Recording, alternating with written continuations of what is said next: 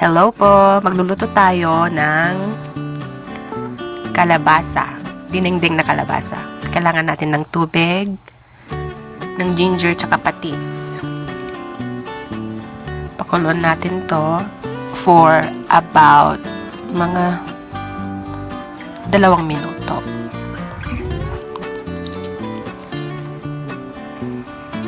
And ready na siya.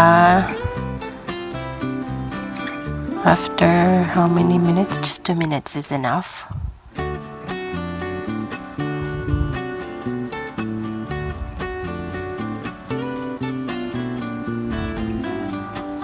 Lagay natin yung saluyot.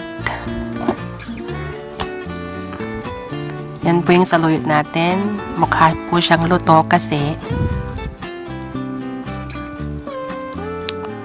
galing po siya sa frozen.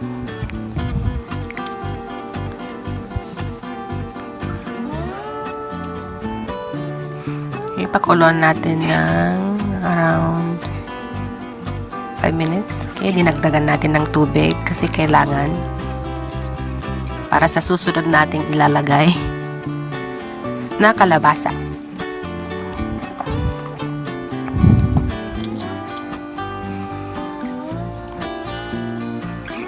Okay, dyan na po yung kalabasa natin. Nilagay na po natin. Pakuluan po natin hanggang sa maluto po yung kalabasa. Hanggang sa maging tender na po siya.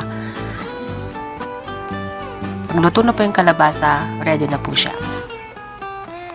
This will take around, I think, 5 minutes. Pero obviously, fast forward natin. Okay. Try natin. Lagyan natin ng patis kasi kulang.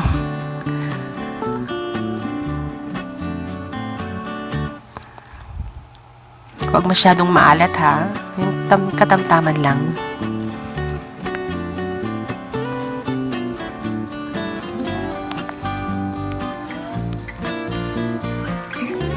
Pakuluan natin hanggang sa maluto yung kalabasa.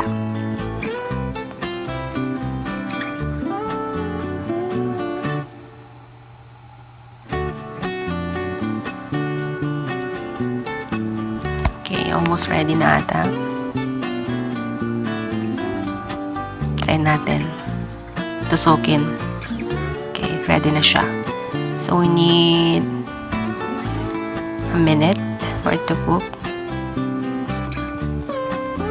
Tapos, iti-turn off na natin yung yung top.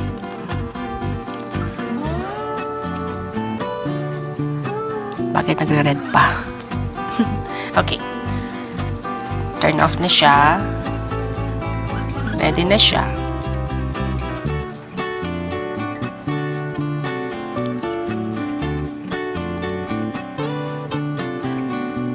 Healthy po itong snack, sa totoo lang. Hindi lang pang ulam.